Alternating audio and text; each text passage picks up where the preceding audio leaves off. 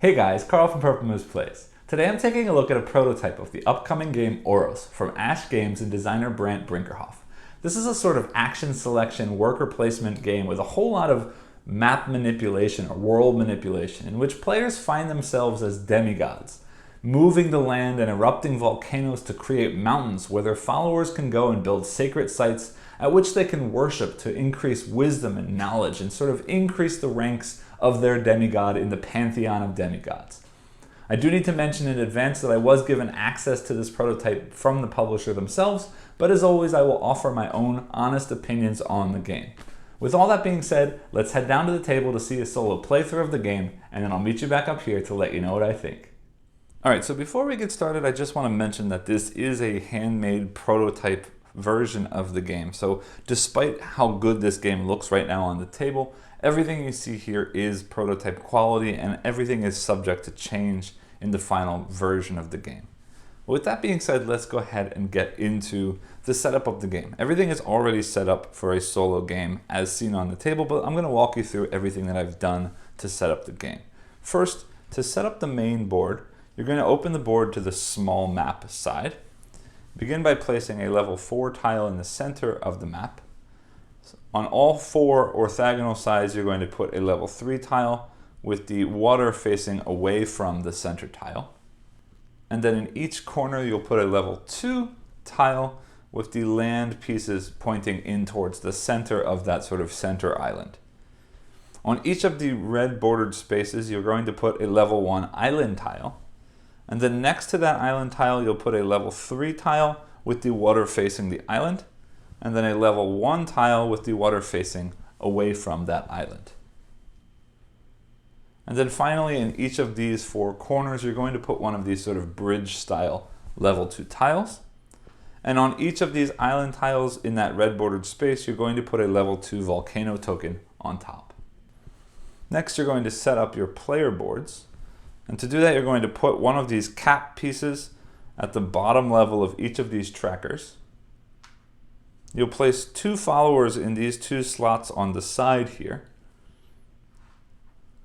You'll place 1 follower in the Journey Follower space, 1 follower in the Build 1 Sacred Site space, and then the other 3 followers you'll just place off to the side here for use in gameplay later.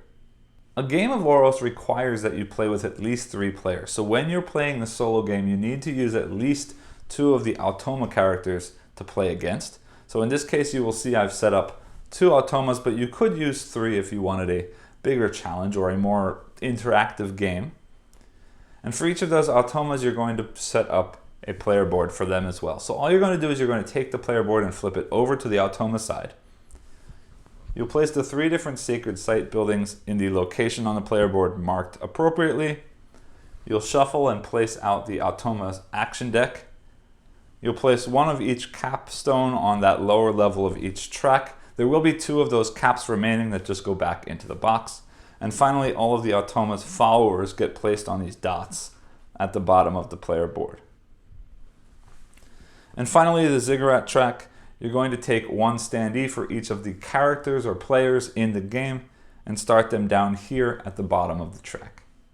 And then otherwise, all you need to do is place the other land tiles and volcano tokens off to the side of the board.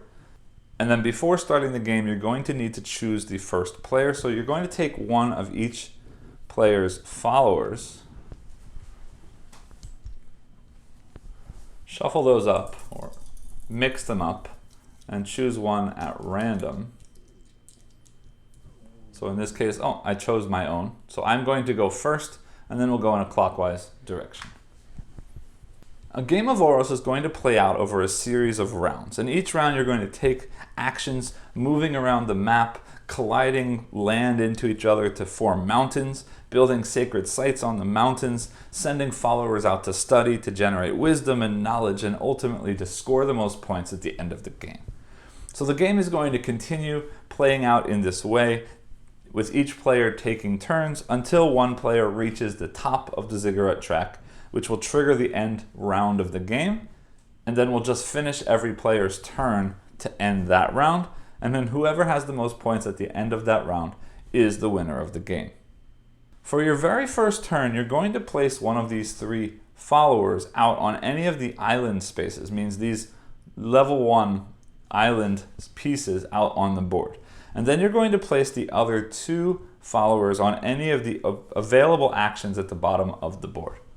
In all future turns, you're going to be moving followers back and forth between these different actions at the bottom, taking a follower from any action and placing it on a different action.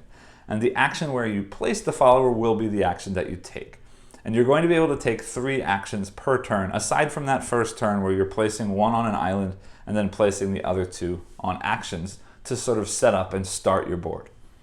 To help explain all of the actions available to you in the game, I'm going to use this other player board that we're not using in the game right now. And we'll just start by going through all of the different actions. So the first action you see here says shift all land tiles in a row. Now it's worth mentioning that we start the game with a cap at this bottom level, so we're only going to be able to use whatever it shows at the bottom space of each action or each ability.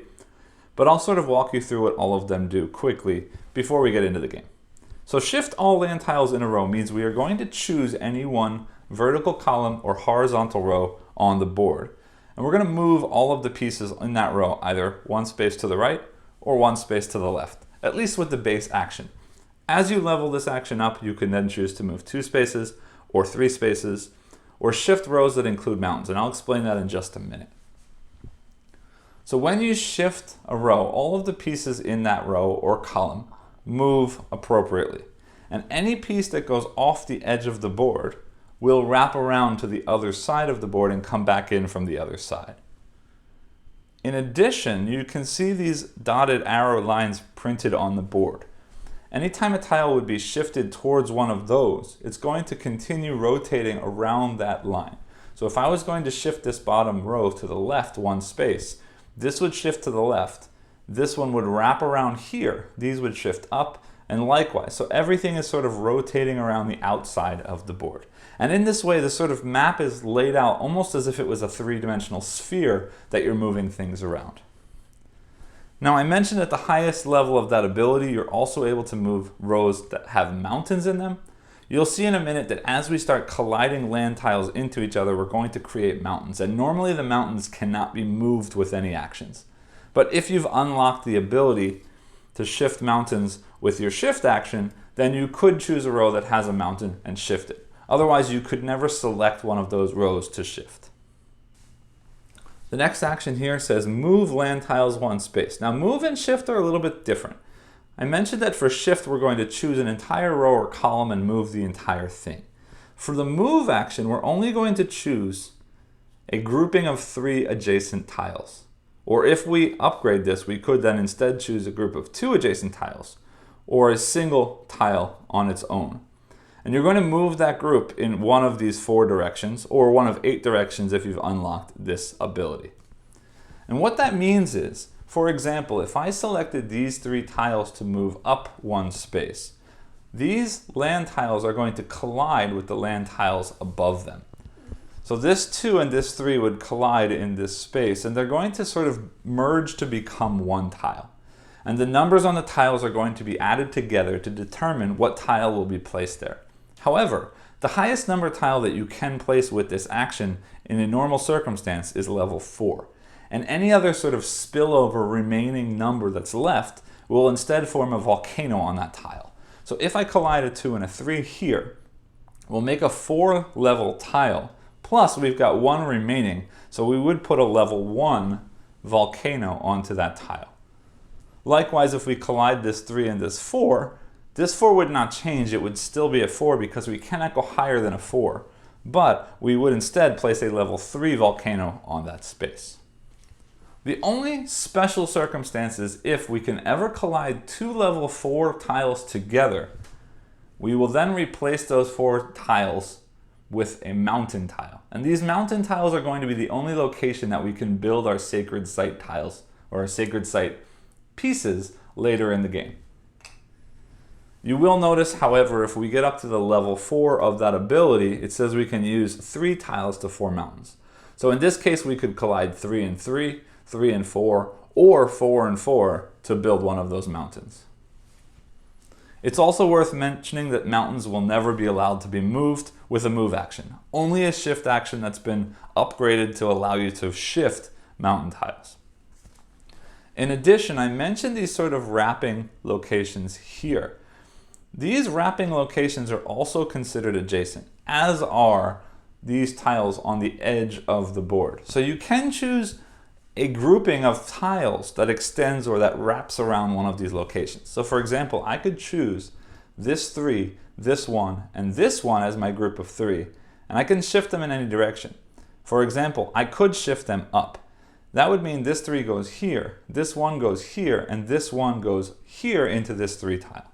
Or likewise, if I took those same 3 tiles and shifted them to the left, this 1 would go here, but this one would wrap around the board and go over here, and this 3 would fill in that hole.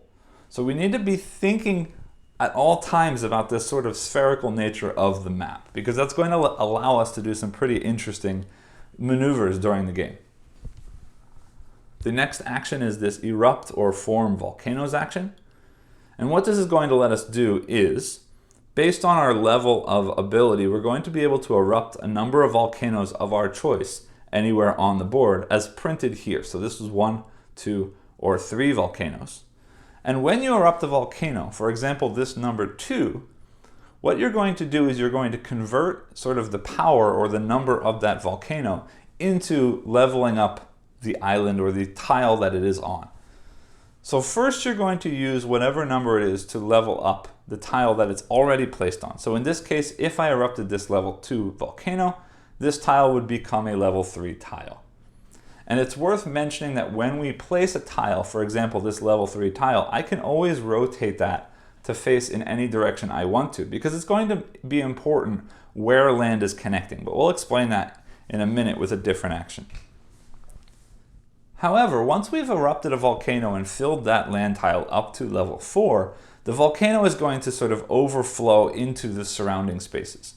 So for example, if I had this level 4 on this 4 tile and I erupted that volcano, that level 4 tile is not going to change. But I can choose to erupt this in any straight line from that location, and I can split it into multiple directions. So for example, I could erupt that 4 and turn all 4 of these into level 4 tiles by adding 1 to each of those 4 locations. Or I could split this in half and go up and down, making this a 4 and continuing to spill here, making a level 1 tile, making this a 4 and continuing to spill to make this a level 1 tile. Or I could choose a single direction. So I could spill out, for example, only going down, making this a 4, and then having 3 left, making another level 3 tile in this open space. The one thing you never can do with a normal eruption action is you can never change direction. I couldn't make this a 4 and then make this a 4 and then make this a 1, because I'm making this sort of zigzag pattern, and it must always flow in straight lines from the initial location. However, if you unlock this ability right here that says you can free flow across any land edge, that means that you can change direction as it's flowing across the tiles. The other option you have with this erupt or form volcanoes action is the option to form volcanoes. And this simply allows you to add a level 3 volcano or increase the level of a volcano that's already on the board by 3. And you can choose any island or any land tile on the board to add that volcano to. It doesn't need to be one that you have a follower on. The next action is send 1 to study or return up to 2. And what this means is when I place a follower on this spot, I'm going to be able to choose a follower from any of my other locations, and I'm going to move that follower either to one of these study areas over here or to one of my study or my sacred sites, which are also study locations on the map. And I can only ever have a number of followers on the map equal to or less than the number that I've unlocked by moving that cap on that track. So at the start of the game, we can only have 1 follower out on the map. But if we increase this level, we could have up to 3, and then we could have an infinite number out on the map. And you'll see in just a second, you will end up scoring potentially for the number of followers you have on the map. So opening that might be a good idea towards building towards your final score. When you send them to study, again, you can either send them to a sacred site on the map or to these study areas. They're just going to stay there. On the map, you'll see in a minute, you can move them around. But here, they're not going to do anything while they're here.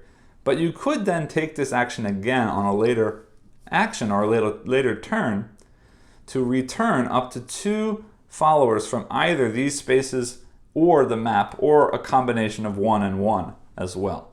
And when they come back, you're going to gather, or you're going to gain, what's known as wisdom. And wisdom is what's going to let you move those caps up your tracks. So for every 1 wisdom, you can move 1 cap up 1 space on a track. And you'll see in just a minute, you also gain wisdom when you build your sacred sites. But let's talk about the last normal action before we talk about building sacred sites. Actually, before we do that, I just want to show you the highest ability on the track of sending to study allows you to return 3 followers from studying rather than just the original 2. So the next action is the journey followers action, and this is just going to allow you to move followers from space to space on the map. And you're always going to move from land to a connecting piece of land, unless you've managed to open this piece of the action that lets you journey across water edges. At the start of the game, you'll only be able to move 1 space per action, but you can unlock 2 and then 3 spaces per action. And finally, if you get all the way to the top of the track, you will be allowed to move up to 5 spaces with a single action. Also, you are generally not allowed to occupy the same space as an opponent's follower, but if you've unlocked this ability right here, then you can share spaces with other followers. And the reason you're going to be wanting to move your followers around is because you can only build a sacred site on a location where you have a follower. Well, let me rephrase that. On a mountain location that you have a follower. So you want to journey your follower to a mountain, and then on a subsequent action, you're going to build a sacred site on that mountain. So building sacred sites means we take this action right here, and we're going to build the lowest available sacred site that goes on that place. And what that means is, you can see that there are 3 different shapes, or 3 different levels of sacred site. There's the monolith, the shrine, and the temple, and they are going to stack like this. Now, you're never going to see 3 colors like this because you can only ever have one of your own buildings or one of your own sacred sites on a certain mountain. But you would see 3 different colors stacked like this. So if you were the first person to build on the mountain, you need to build the monolith. If you're the second person building there, you'd build a shrine. And if you're the third person building there, you would build the temple. And then regardless of which building you've built, you're going to ascend to. And what that means is simply you're going to move your standee up 2 spaces on the ascension track. And if you happen to land on a space where there is already someone else's standee, you will simply move to the next open space. So you can kind of piggyback over other people if the timing is right. It's also worth mentioning that anytime you hit one of these red spaces on the track, you're going to spawn another level 2 or increase by 2 the volcanoes on the 4 red spaces.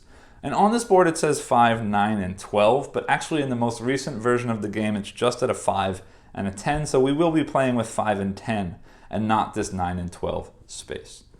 So in addition to the 2 ascend that you get for building a sacred site, you're also going to get some number of wisdom. And you'll see for building the monolith, you're going to get 1 wisdom. For building a shrine, you get 2 wisdom, and for building a temple, you get 3 wisdom. So it's nice to build the higher level buildings simply because it will allow you to increase your abilities on these action tracks. In addition, if you have a follower on a building that has already been built, when another player builds their sacred site on that mountain, you will get 1 extra wisdom for being there at that time. So again, you're going to be playing this game out over a series of rounds, taking 3 of these actions on your turn by moving your followers around on your player board, until somebody triggers the end of the game by reaching the top of the ziggurat track. When someone reaches the top, the game ends and you're going to add up your score. And the score is going to come from, first, the number that you were on the ziggurat track at the end of the game will be the start of your score. And then to that number, you're going to add points based on what you've done or what you've unlocked on this board. The first thing I'm going to mention is these because I haven't talked about them yet. If you ever manage to get the 5 caps in this colored area in the center of your board to this line right here, you're going to receive the follower piece that's here, and then at the end of the game we'll score 1 point per follower that's on the map.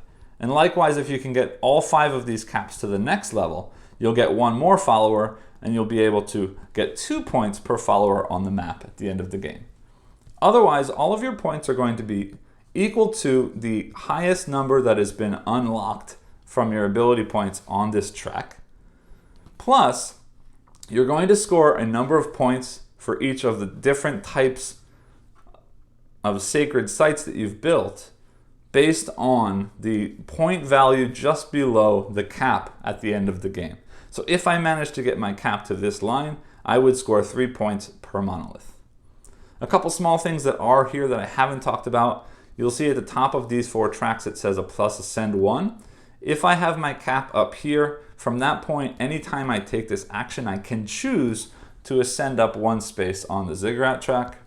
And also right here, if you have your cap at this level, anytime you build one of these buildings with a cap above it, you will get an additional wisdom. It means you'll be able to increase 1 more somewhere else every time you build that building. The AI players will play a little bit differently, but I'm not going to try and explain how they work right now because I think already I've given you a little bit too much information. So I want to go ahead and get into the gameplay, and you'll see how the AI works as the AI takes their turn during the game. So I hope that made a decent amount of sense, but again, everything I've said will become very clear after a round or 2 in the game, and you'll see exactly how everything works. So with all that being said, let's go ahead and get into the playthrough. One quick thing, I did find that I was the first player, so I'm going to take this token to mark that I'm the first player, to remember that on the last round, blue will take the last action. Alright, so I'm going first, and the first thing I'm supposed to do is to place my follower out on one of the 4 island tiles.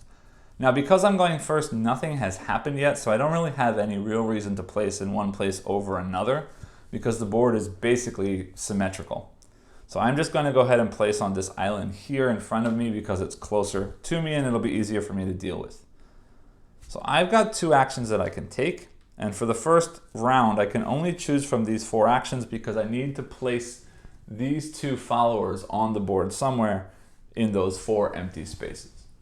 So I would like to start by getting myself off this island. And the only way to do that is if I collapse or crash something into where I am. So, or shift, right? Shifting is always an option as well. But I don't really want to shift. I'd like to, yes, I want to aim to get stuff going. So I'm going to move land tiles 1 space. And I'm going to choose the top 3 land tiles up there and slide them 1 space up off the top of the board.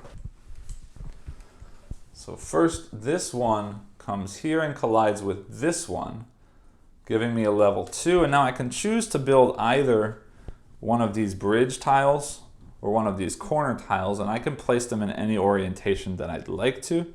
I think I'm going to stick with a corner tile, so I will place that there.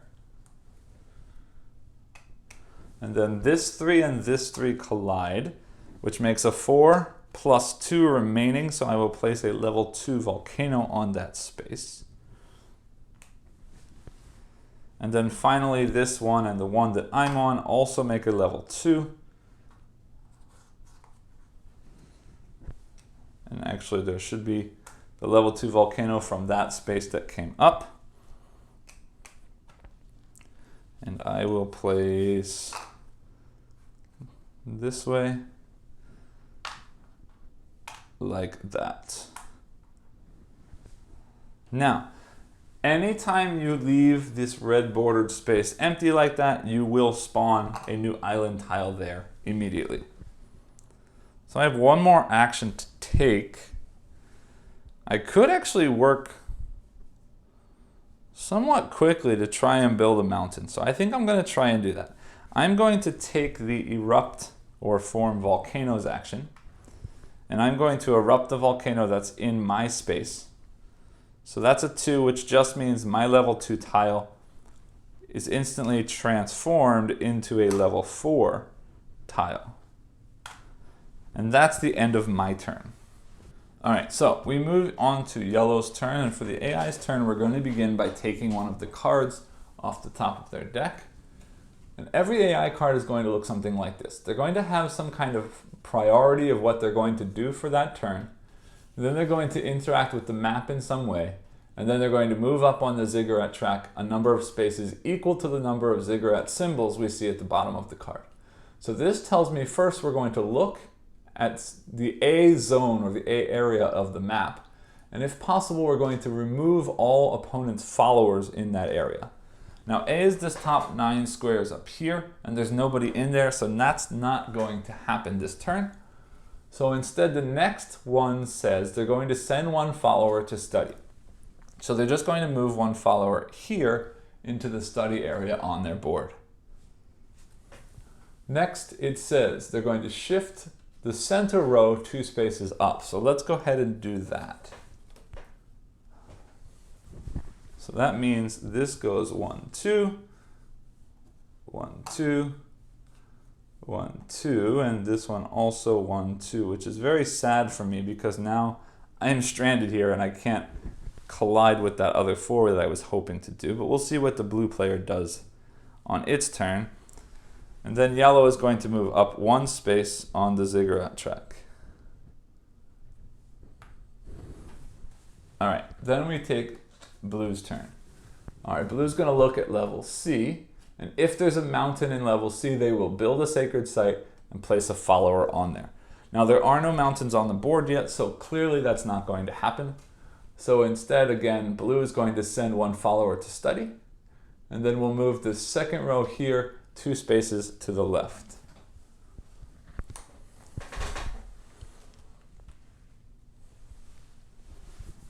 So we're going to shift 1 like that, and then 2.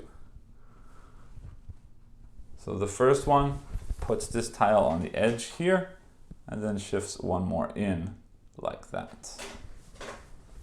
And then blue also moves up 1 space on the ziggurat track. Now, yellow is already on the number 1 space, so blue would go to 2.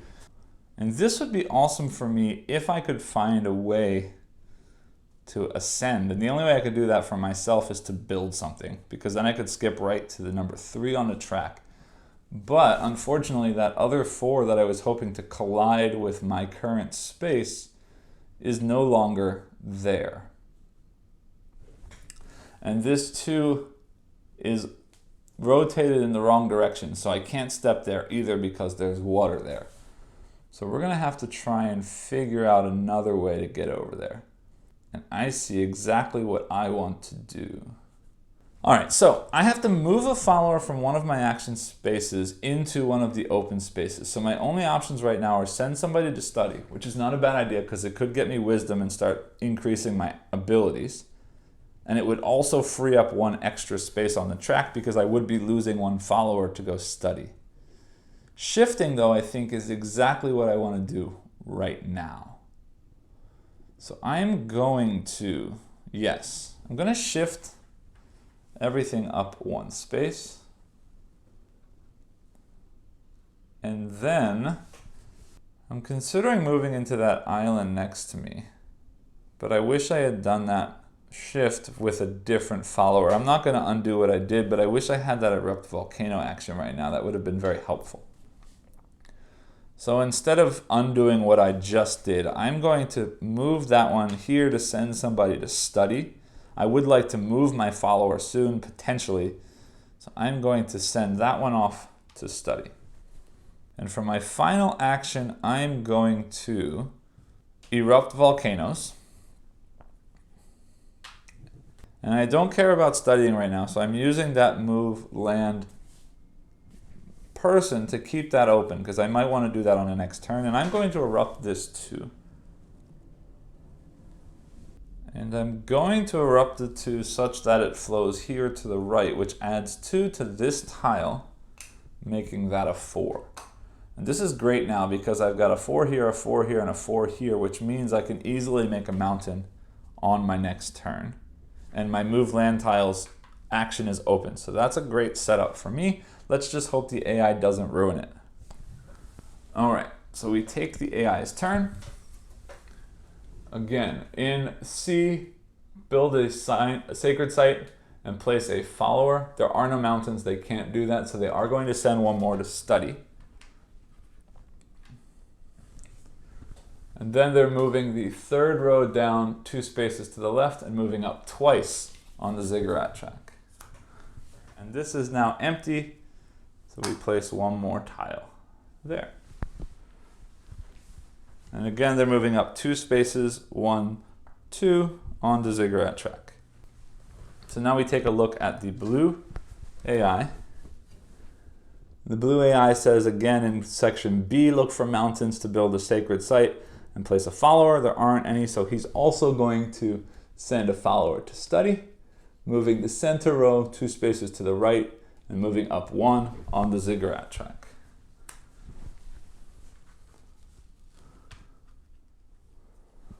And he moves up 1 space on the ziggurat track, but yellow is already there, so he's going to hop over to the next one.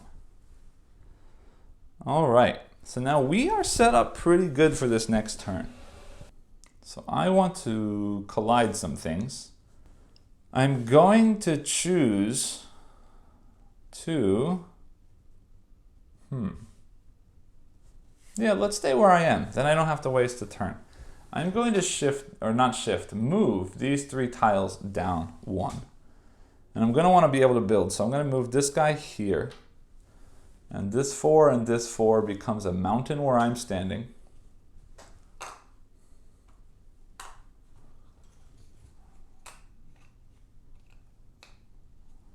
This 4 and this 2 becomes a 4 with a level 2 volcano on top.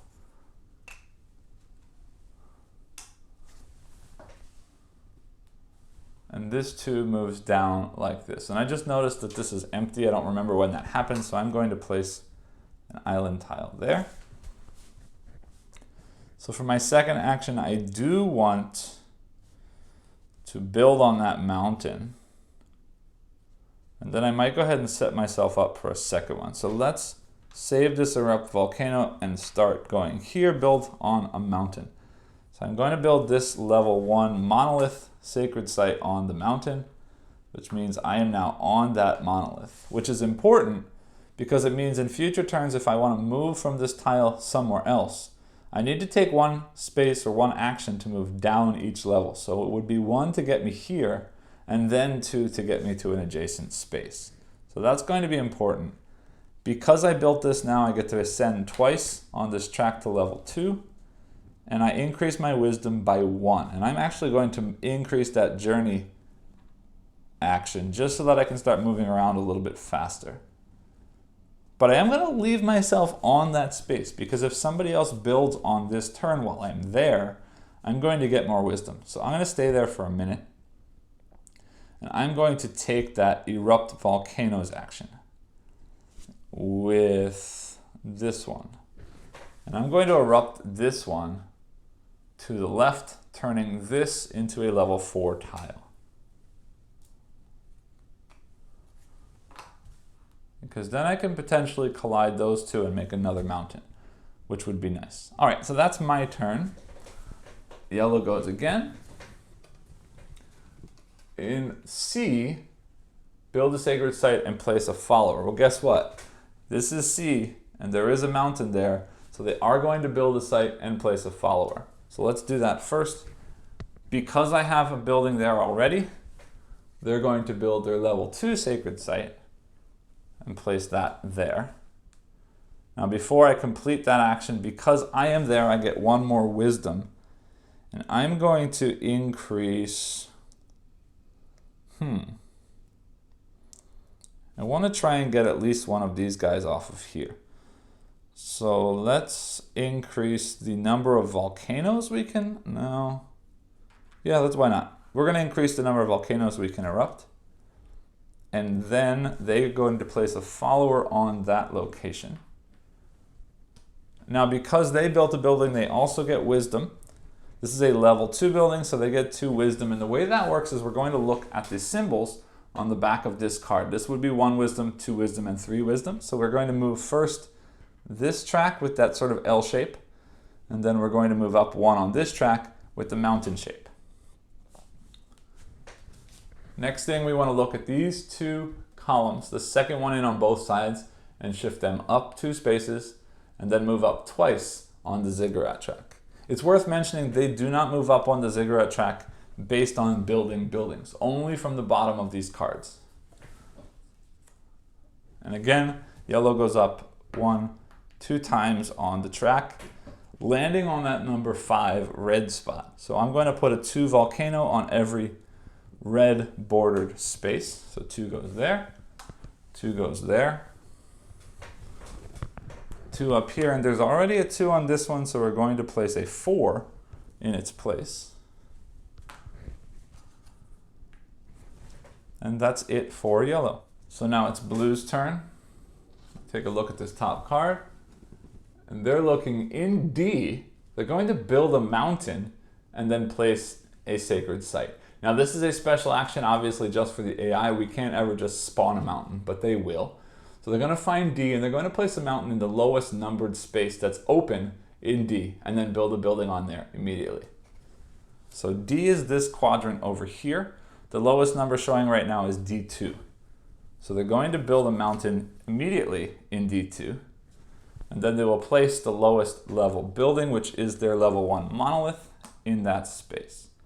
Now it doesn't say we're placing a follower there, but they still do get the wisdom for building there. They get 1 wisdom, and this is going to be the arrow. So this one goes up 1 spot. Then at the center here we see A with an X. That means they're going to remove the highest level tile that doesn't have a follower on it and is not a mountain in area A. Which, if we look at A, is going to be this level 4 tile right here, is going to come off the board. And then finally blue is going to move up twice on the ziggurat track. 1, 2. I need to do some catching up. All right, now it's my turn. I have the ability to potentially build another monolith, which isn't a bad idea. I'm going to need to move some land tiles. Yes, I'm going to move land tiles with, doesn't really matter. Okay, I'm going to move land tiles, send one to study. Well, no, we're moving out of this because I want to come back to that in a minute. So we're moving land tiles. I'm going to choose this 4, this 2, and the 1 at the top of the board. So the 2 comes here. This 4 and this 4 become a mountain next to me. And then at the top of the board, this 2 and, sorry, this 1 and this 3 become a 4 with that level 2 volcano on top.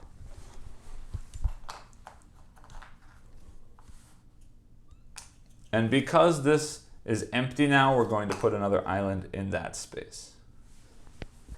And then the next thing I want to do is I'm going to send somebody to study again, because I can start getting some wisdom from those study spaces. That'll be really, really helpful for me. I do want the ability to build next turn, so it might not be a bad idea to clear off this build space.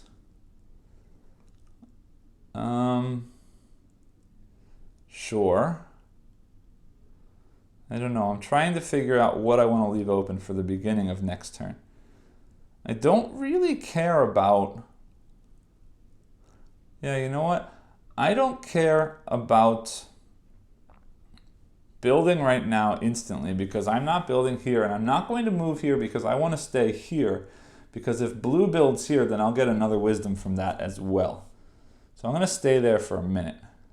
So I'm going to use this one to send somebody to study. I might as well send that guy on my build space. And then I'm going to say erupt or form volcanoes. I'm going to erupt this 2 and make this a 4. Because at the top there is another 4, and I could potentially make another mountain right next to me again. And that is my turn. So yellow goes next. All right, we're looking at C, A, or D. They want to build and put a guy. They've already built here, so they can't, but they will build here, right? This is C, A, D. So this is where they're looking first before they look here. So they're going to go here in C, and there's nothing else there yet, so they are building there, which is great because now I can build level 2 on my turn. And it does say that they're placing a follower there, so we're going to place one of their followers right there on the board. And they're going to shift this row 2 spaces to the right.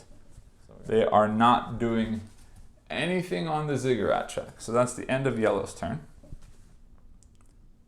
Great setup for me. And then blue. I got good luck. They didn't move me around. Great. So blue is going to look at D and try and do that same thing. The problem is the only mountain in D already has a blue building on it, so they can't. So then they're going to try and send somebody to study, but both of their followers are already studying. So then instead they're going to return them, the 2 followers from study, and increase their wisdom twice. So these 2 followers come back, and they're going to move up on this sort of L-shaped track and the mountain track. So mountain goes up 1, and the L-shaped one goes up 1 as well. Then they're shifting this one down 2 spaces, so 1 goes to the top and 2 goes there. And finally, they move up 1 on the ziggurat track to 7. All right, so nobody built on my site, so I didn't get a wisdom for that. But I will begin by journeying followers. I don't know what I want to empty yet. Let's just do this. Journeying followers, I get to move 2 spaces. So I'm going 1 down the mountain and 2 onto this space right here. And then I am going to build a sacred site in that location. Sorry, I just realized I never gave wisdom to the yellow player when they built this building. They should have gotten 1 wisdom, which would have been the mountain track. So that goes up 1 more. All right, so now I'm going to build there. And I want to have my guy flexible, so I'm going to move that to build a site, which means I am building a level 2 or a shrine on that spot, which means I instantly get placed on that shrine, which is a little bit annoying because it means I have a longer walk to get down. Right now I need to go down 2 levels before I can leave that tile. Also, because there is somebody there, he's also going to go up again on that mountain track because I've built while he's there. But that's okay, because I get to ascend twice, 1, 2, and I get 2 wisdom for my level 2 thing. Now I'm going to try and get some more people on the board probably. I can increase 2 things right now, so I'm going to increase this one and this one. Yes. And that's that action. I have 1 action left, and I'm going to... Yeah, sure. I'm going to return 2 people back, and I want to make sure I don't cover things that I need. So these 2 guys are coming back to me. I will put them on shift because I'm on a mountain anyway, so I can't move that mountain. And I don't know if I have any volcanoes immediately. No, I'm going to leave the volcano thing as well. So that gets me 2 more wisdom for bringing 2 guys back from study. So I'm going to increase this, which will let me have 3 people on the map, and also instantly gives me this character, which is going to be a problem because now I only have 1 empty space. So we're going to have to start getting people on the map, but that's fine. And I have 1 more wisdom. Let's see. Yeah, I wouldn't mind having the ability to journey further. So let's do that, because that'll help me get down out of that high mountain for now. Yes. All right, so that's the end of my turn. We move on to yellow. Yellow says, in A, try to build and put a follower. There are no mountains in A. So instead, they're still going to build, but they're going to build a mountain first and then build a sacred site. The lowest number showing is 3. So they will build a mountain in 3. And then they will instantly build a monolith on that mountain, which gets them 1 wisdom, which is the small square. So this goes up 1.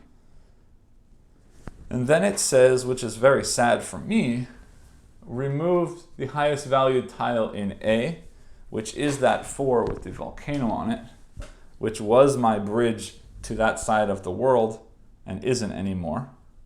But that's okay. And then finally, they are moving up 1 space on the ziggurat track. All right, and then blue. Starting D, then B, then A, they want to build and place a guy. D, they cannot. B, there is nothing. A, they can. They're going to build a level 2 sacred site on that one up there and place a follower on that, which would be cool if I could get there. I wouldn't mind building a temple at the top of that mountain. Potentially. Okay.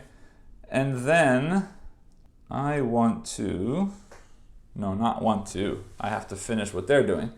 The 3rd row shifts 2 to the left, and then blue does not do anything on the ziggurat track. So back to me. I want to add people in to my world, but there's a bunch of problems here. I didn't plan very well. Yeah, I don't have any easy way to get up there, and the only action I can take right now is move land tiles. But that's fine.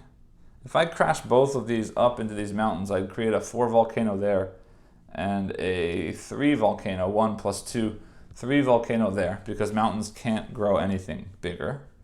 And then I could use those volcanoes to expand up. I don't know if I want to do that though, because I'd love to be able to get up to that mountain over there. Yeah, watch this. Okay, I am going to move land tiles 1 space. And I'm going to choose,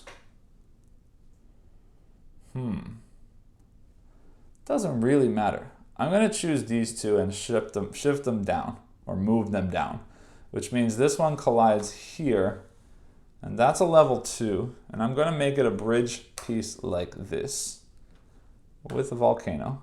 These come back here. Then I want to send 1 to study or return up to 2. I'm going to send 1 to study. I have a sacred site in this space right here. So I'm going to send that person here. And then finally, I'm going to journey followers, which means this person goes 1, 2, and wraps to the other side of the board 3. And that is the end of my turn. Let's see what yellow does. All right, yellow wants to build in B. In B, there are no mountains, so it can't. It's going to send 1 to study. It's already full, so it's going to bring both of those back. They come back, and it gains wisdom, which means 1 here and 1 here. Then it wants to shift the 2nd from the top and the 2nd from the bottom 2 spaces to the right, which is a little bit, it's not going to matter because I already moved my guy. All right, okay, so this is 1 like this, and then again 2 like that.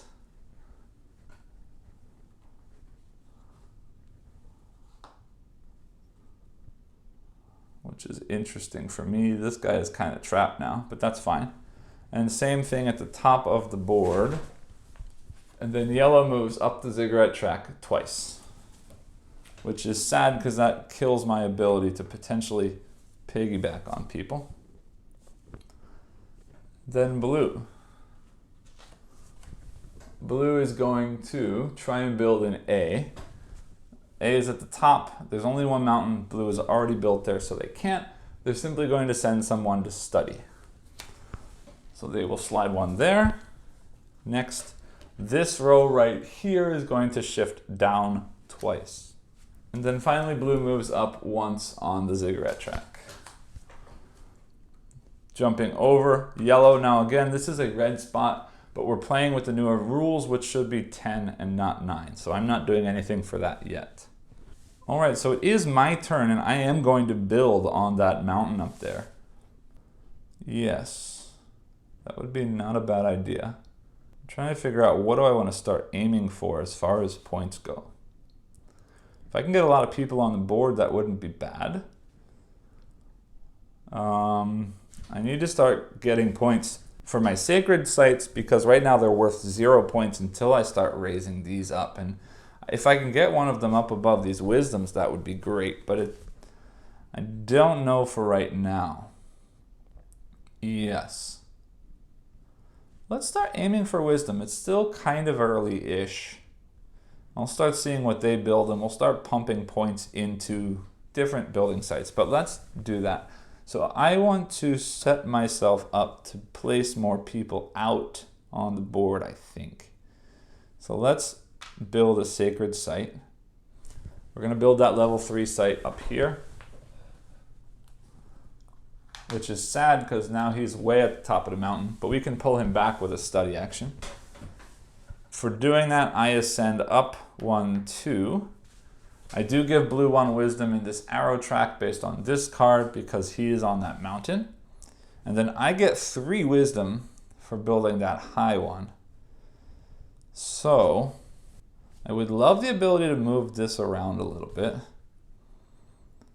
I wouldn't mind to start scoring some points on buildings. And it looks like this shrine might be the one that's more likely to happen. So I'm going to put that one up 1 for now. And I get 1 more. More people on the map would not be a bad thing to be able to do. And that's my first action. So I've got 2 more actions. I could leave there and hope to, yeah, let's do that. All right, I'm going to erupt volcanoes. Not with that. No, because that's going to be a big move. All right, I'm going to send 1 follower to study, and I'm going to place this guy out here on this sacred site. And I'm going to leave him there for now in hopes that blue might happen to build there. Would be nice. And even if not, what are we going to do next? I'm going to erupt some volcanoes, just because. I'm going to erupt 2 volcanoes, turning this one into a 4. And this one into a 4 plus an extra, which we're going to have to figure out where I want it to go. You know what? Let's do that. We'll turn this into a 3 so I can move onto that space later if I need to. And that is my turn. All right, what's yellow gonna do? Yellow wants to build in D. Ooh, that's very nice of you, yellow, because that means I'm gonna have the ability to do another level 3 in a minute. So yellow is going to build a level 2 site here and place a follower on that,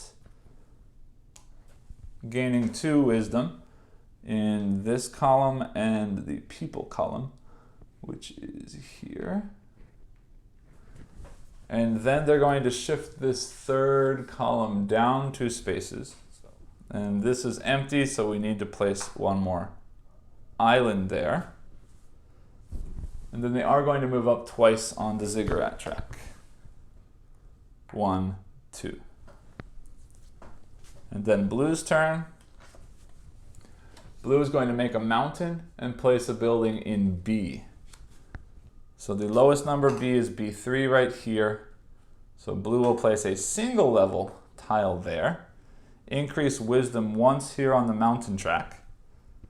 And then they're trying to remove the highest number tile in C, which is going to be this 4. And they will move up twice on the ziggurat track. Moving 1, 2. Also, I just realized when yellow hit that 10, we should have placed out new volcanoes. So there should be a volcano here.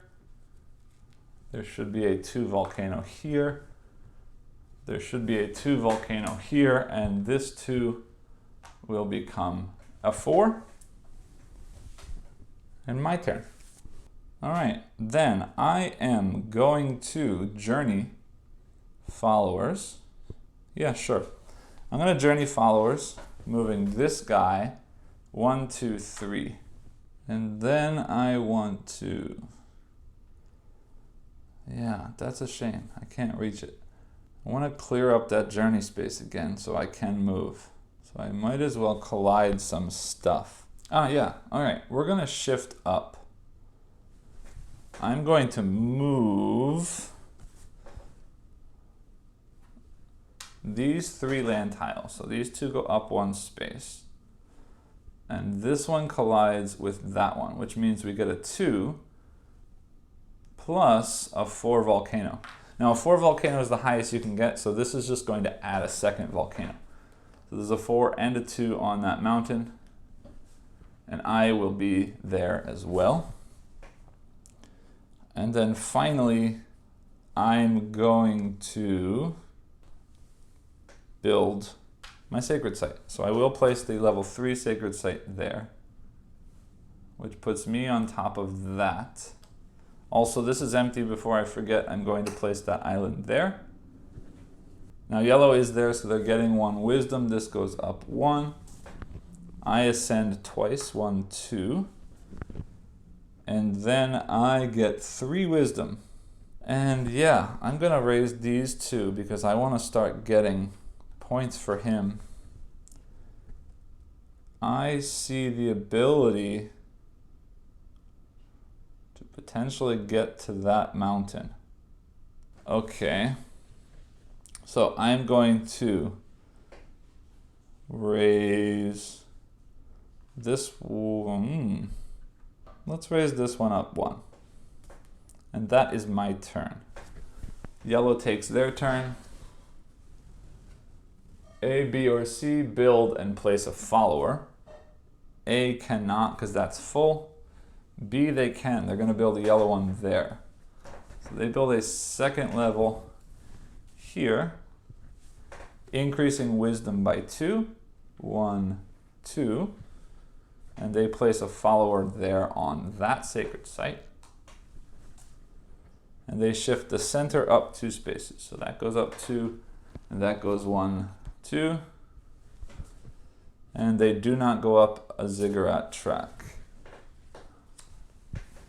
And then blue is simply sending a follower to study, and we'll shift that second row up 2 spaces. And nothing on the ziggurat track. So 1 follower to study. And this goes up 1, 2. And now my turn again. I really want to get over here and build that. So, how? All right, I'm going to start by erupting volcanoes. Yes. This 4 and this 2 both. I'm going to erupt the 4 first. No, let me erupt the 2 first to the left, making this a 4.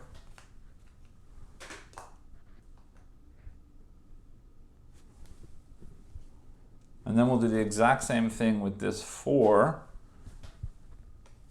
spilling out and making this a 4. And then we've got 1 more, I can do 3, so I'm going to do this 2 and make this into a 3. Like that. Then I'm going to move land tiles, and I'm simply going to, you know what, I might as well move both. I'm going to move both of these 3s over, so that's a 3 there. And this builds a 3 volcano. And then for my final move, I'm going to journey 3 spaces. 1, 2, 3. Yes. Ah, sorry, I just realized I should have this follower because I opened that cap. All right, yellow's turn. Yellow is going to remove all figures in D, which is me. That's too bad. I'm going to get sent home. And I will do that. And because he sends me back, he gets 1 knowledge. This goes up 1. Then we're shifting the third row down 2 spaces left. And that's open, so we get an island there.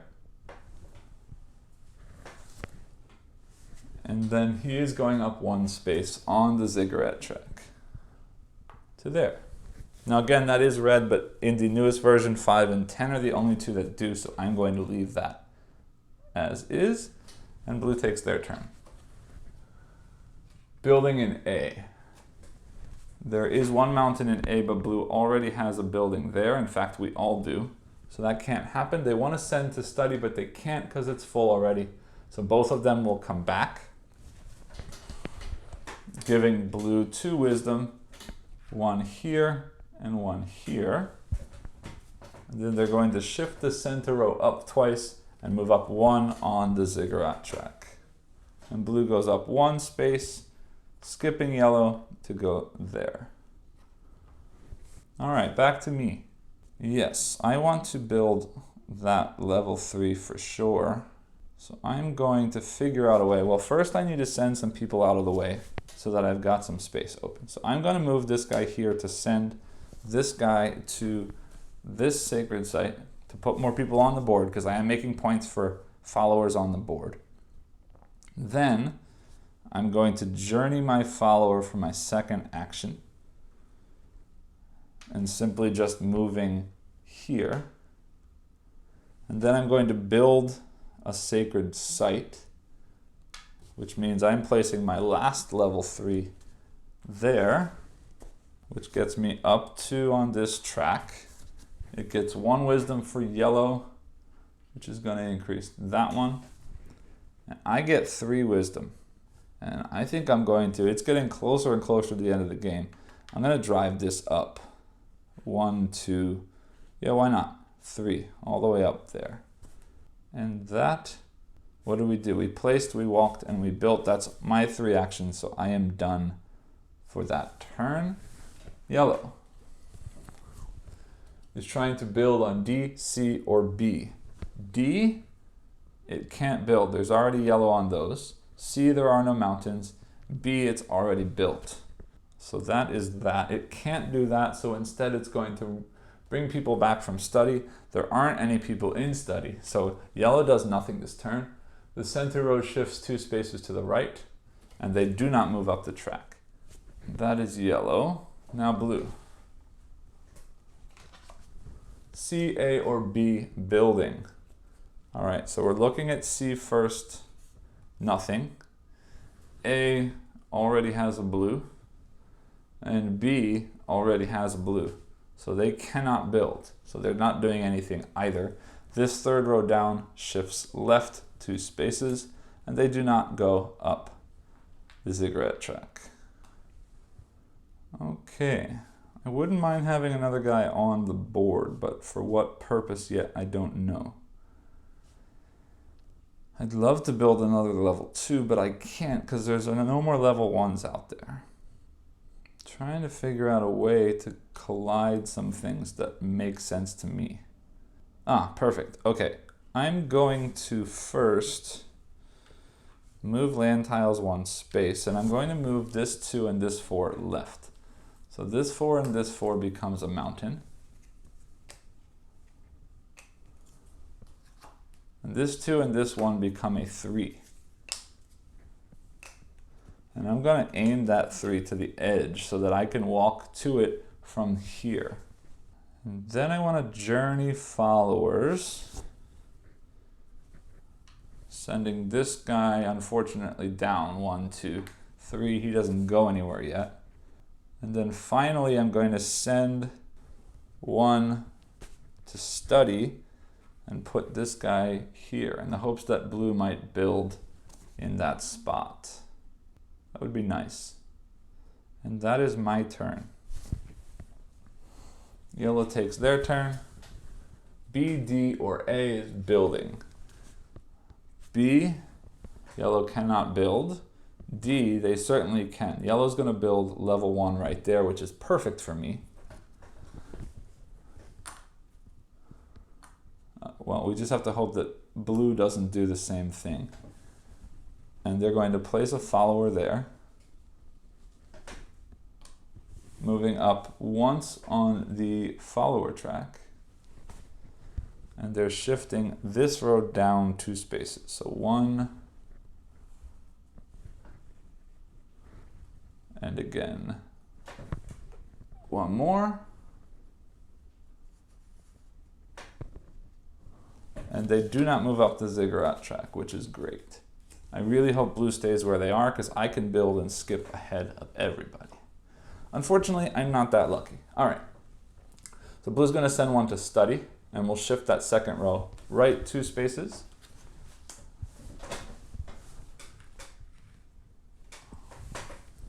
Then unfortunately, blue moves up 1 on that track. And then my turn again, I'm going to journey followers, moving this guy off the board in this direction. 1, 2 goes here.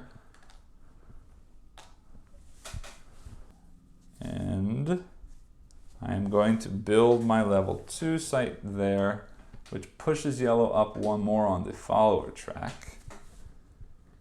Gets me 2 wisdom. So I have 2 level 2 buildings out. If I increase this twice, that gets me an extra 3 points. So that's 6. Or otherwise 1, 2, 3, 4, 5. Yeah, so I definitely want to do that. And I ascend twice, which is great because I get to skip yellow. But that's not great because if yellow takes next, they're going to end the game. But that's fine. Sorry, I didn't move my piece there to do that. So I'm going to do that. I would have built there. So I have 1 more action left. And yeah, why not? I'm going to send 1 more out onto the board because I get points for that and it's coming close to the end. So I'm going to send 1 more to study. I'll send this guy out here to that sacred site. And that's me. All right, so yellow takes their turn. Building on B. There is nowhere on B for yellow to build, so they're going to build a mountain and build instead. Oops, hold on. So they place a mountain in B2. Sorry, B1 should have an island on it. And it says build, but the problem is yellow doesn't have any level 1 buildings left. So they're not going to build there. Instead, they're going to remove the highest numbered unoccupied tile in B and D. So B is going to be this 3 or this 3, and we're going to go for the one that's in the lowest number. So I believe that's a 6 and that's an 8. So this one comes off. And then in D, same thing, they're going to remove this 3, which simply just puts another 1 back there instantly. And they are moving up 1 on the ziggurat track, which means they skip both of us and end up in that top spot, triggering the end of the game. Now, I did go first, so that means blue takes their last turn before the end of the game. Blue is trying to build and place in B. And the only nope. Now there's a mountain because yellow just built there. Blue builds that, gets 1 knowledge or 1 wisdom there. And they will shift the 3rd row down 2 spaces. It's not going to matter, but I'll do it anyway. 1, 2. And it's 1, 2. And they move up 1 on this track, but they can't because it's full. And that's the end of the game. All right, so we'll start by scoring my board. I'm going to start first. I'm at level 13 on the ziggurat track, so that's 13 points. Plus, I don't score any points for these because I didn't do anything, but I do score 2 points per follower on the board. And I've got 1, 2, 3, 4, 5. So that's 10 points. I didn't score anything for my level 1 buildings. My level 2 get me 5 each, and I built 2 of them, so that's 10 points more. And finally, I'm scoring 6 points for every level 3 or temple that I built. So that's 3 times 6 is 18 for a total score of 51 points. All right, so then we look at yellow, and we're basically just going to count everything, starting here. They do have caps, all caps at this level or higher, so they will score this bottom point here, which is 3, plus another 3, plus 7, plus 3 per follower on the board, 1, 2, 3, 4, 5 as well, 15 points more, then 4, and then 5, and then 5, and they're at the top here with 15 points for a total of 57 points. So unfortunately I haven't won, but let's go ahead and total up blue. Blue starts here at 14, plus they have not gotten all of the caps past this arrow. There are still 2 at the first level, so they don't score anything for these points. Plus 6, plus another 6, plus 1 for every follower on the board, which is just 1, plus 3, plus 2, and then finally plus 2 for a total score of 34. So I did beat blue with 51 to 34, but yellow wins with a total score of 57 points.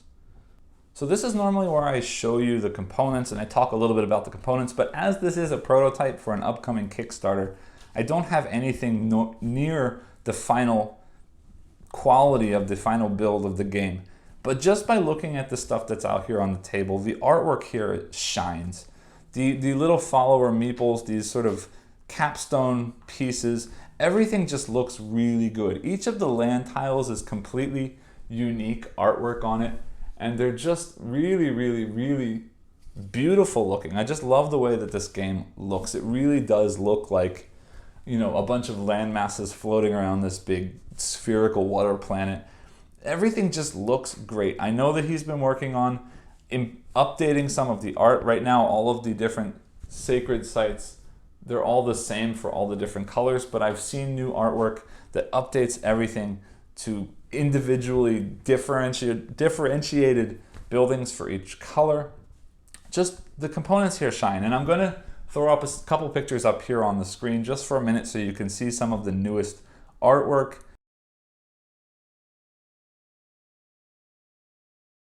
Also, the player boards, you see now I've got these sort of long rectangular shapes. They're actually going to be cut here with this piece as a sort of piece at the top. So they're going to be basically a perfect square instead of these long skinny boards. I'll throw those pictures up here as well, just so you can get a look at them. But otherwise, there's not much I can say because I haven't seen the final build, but from what I've seen so far, the components in this game look wonderful, and I can't wait to see the final version. With all that being said, meet me back up top and I'll let you know what I think about the game. Welcome back. I hope you enjoyed the playthrough. Before I get into how I feel about the game, it's really worth mentioning here that this game is really much a passion project from Brandt Brinkerhoff. He's the designer of the game, he's done the art, he's done the graphic design, he's bringing it to Kickstarter himself to get it published, and it's just really amazing. You've seen people like Ryan Lockett who constantly put out these games that they have so much control and so much of their own heart and soul put into, and this is another one of those games. And you'll see in a minute based on how I feel about the game, but I think Brandt Brinkerhoff is going to be another one of these Renaissance men that we need to keep our eyes on as we move forward. Now, having said that, it's probably clear already that I really, really enjoyed this game quite a bit. So let's get into sort of what it is about this game that really gets me. I should say that the reason I'm even reviewing this prototype of this game is because I immediately reached out to Brandt to get access to try out this game, simply because of the way that it looked and the way that the world works. This idea of manipulating a planet of tiles. Yes, there are lots of games where you're sliding tiles and rearranging a map, but the design here is so unique, and it's so interesting to me how he was able to make this sort of 2D circle of tiles on the board feel so three-dimensional, with the tiles wrapping around from side to side, and then not only wrapping around side to side, but also rotating around the edges as well. It really, really does feel like you're sort of rotating these pieces of land around this globe, basically, completely redesigning and reconfiguring this world as you're developing these mountains to build the sacred sites to eventually score points in the game. But this idea of shifting rows and columns, basically spinning them around this planet, and then also moving individual groups of these land pieces in order to collide them and to make them, rise up from the water, basically. And then erupting volcanoes to continue doing that, raising the land and redesigning the face of this planet, basically. It's just a really, really cool, interesting mechanic that I've never seen before. I've never seen tiles interacting in the way that they do in this game, and I think it's a really, really smart design. Now, on top of that, the way that you interact with the game and the way that you play this game is a sort of worker placement, action selection kind of game. And already I've mentioned, based on this manipulation of the map, that a lot of the actions that are included in this are very interesting.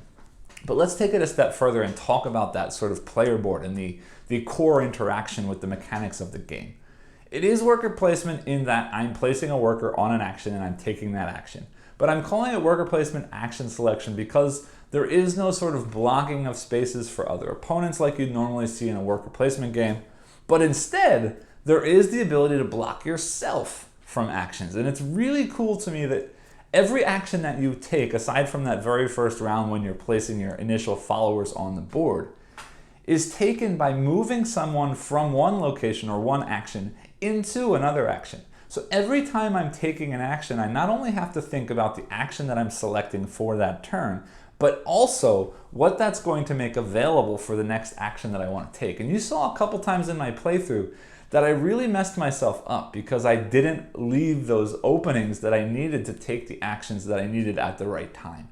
And that idea, or that sort of thinking space, is pretty unique. It's pretty interesting to me. I don't think I've ever seen this where my actions remove other actions later on or prevent me from using things at future turns. Now, there are games like Scythe where I can't take the same action twice in a row, so that's kind of doing that, but it's not blocking off other actions by an action that I'm taking. So that's really, really unique.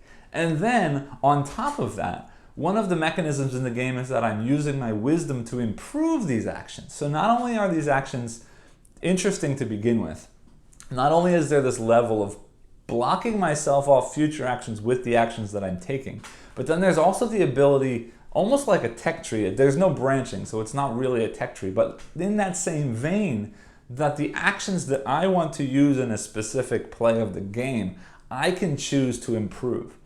And now we have to think about which actions are we improving to make them better. We have to think about rising those caps on those 5 core actions to get more followers added to our usable area, basically.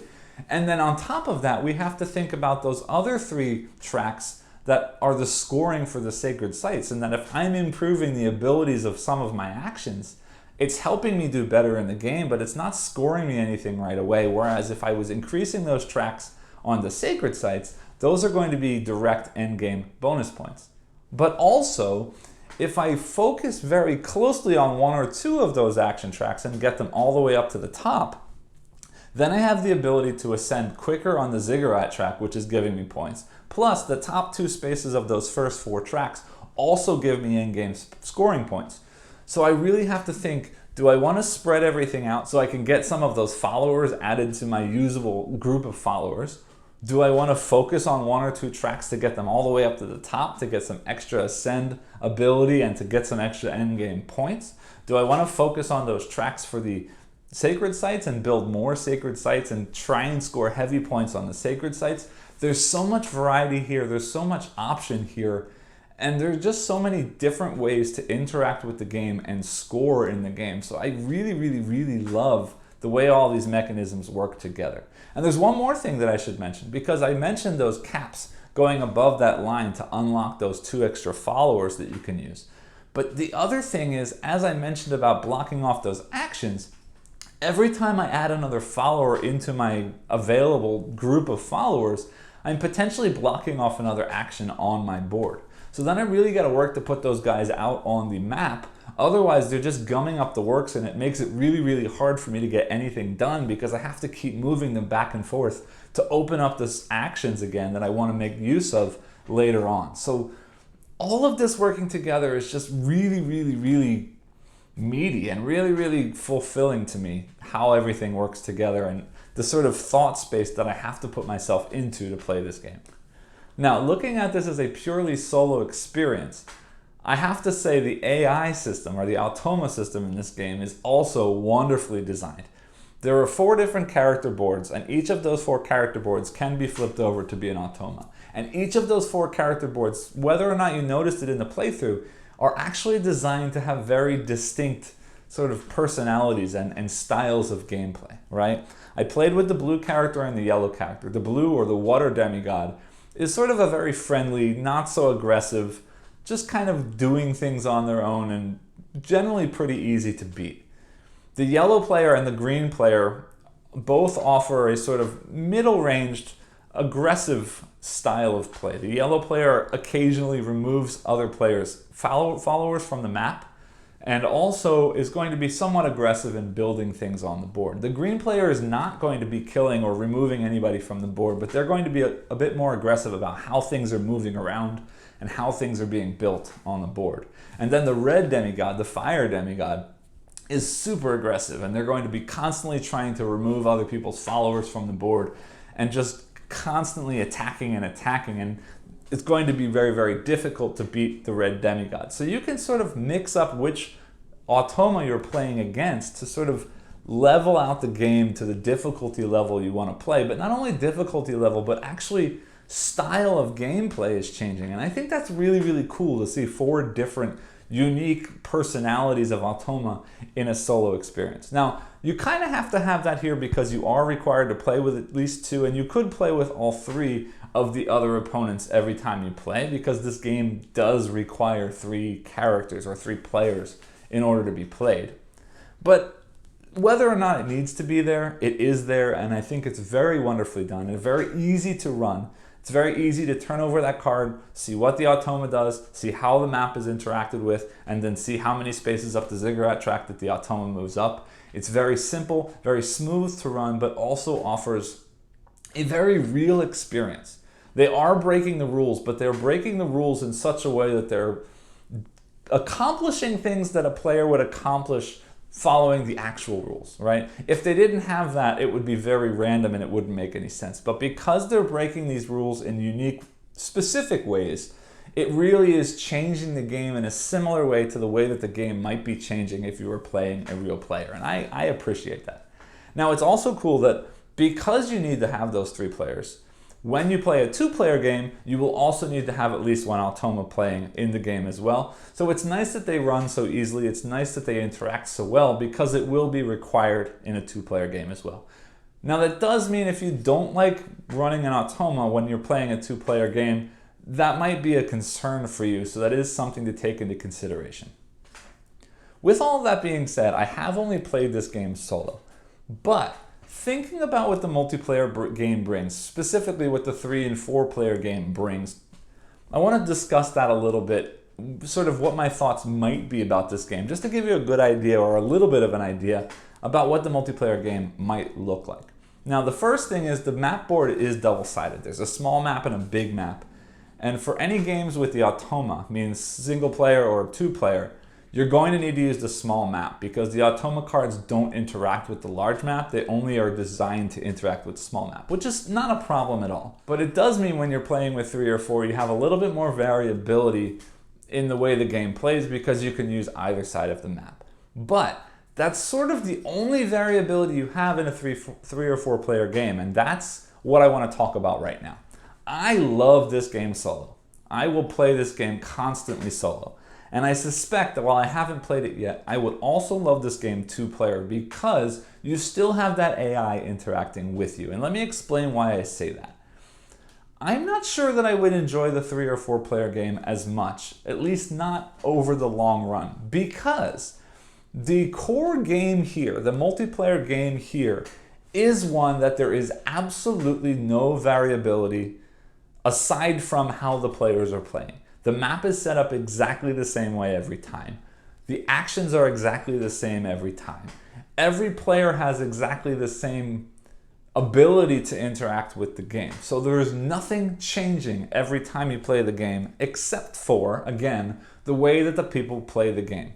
So that means if you're going to play this game with the same people over and over and over, you may all start to develop habits about how you play this game, and it may start to feel quite a bit samey. Now, I'm not a person who likes games like chess, but if you are a person who likes games like chess, that might actually be a very good thing for you. Because what that means is you might start to develop strategies that work really, really well against certain people. And then that person's going to have to adapt and change their strategy to try and beat you. And in that way, it is going to be a very brainy, very thinky strategy game, a whole lot like chess. And in that case, if you do like that kind of game, I think this game will be a real winner for you, because this does bring that very strategic, very focused experience like a game like chess brings. But if you're a gamer like me who likes tactical decisions more than strategy like that, the long-term multiplayer game for this might not be as fun because there is no variability, and the only way you're going to see a different style of game is to play this game with somebody else. And that's a shame if you have regular people that you play with all the time. That being said, in the solo game and the two-player game, with the introduction of the automa and the fact that the automa is run by a deck of cards, those deck of cards are going to be shuffled every time. And the way that the automa interacts with the board is going to happen in a different order every time. And not only that, they're always reacting to what you've done. So you're going to make a decision. They're going to react with a random card draw. And then based on that decision, you're going to make a decision, and their card will then make a decision off of that. And that's a whole long way of saying there's going to be a ton of variability because we're always reacting to what's happening at any point in the game, right? I'm reacting to the automa. Their cards are randomly drawn, which adds a little bit of variability already, and then that is interacting with me. So I think a solo game or a two-player game of this might actually be the way that this game shines because of that variability. And again, that's for me, who's someone who's a tactical player. But if you're a deep strategic, best strategy, plan kind of player, you might love this game at 3 or 4, because this is going to be a game that's like chess but kicks it up several notches with some really, really cool mechanisms. In either case, I think the mechanisms in this game are unique enough. The artwork in this game is gorgeous, and this is just a really, really cool, unique, new experience that I haven't had before. So I would strongly recommend anybody to check out this game. See what you think about the multiplayer, see what you think about the solo, make the decisions for yourself, but don't skip this one. It's definitely one to keep your eye on now. This is going to be hitting Kickstarter in July. I'll throw a link down below so you can follow, and then back if you're interested when it is on Kickstarter. I hope you enjoyed this video, and if you did, as always, please like and subscribe below, and I'll see you next time. Thanks.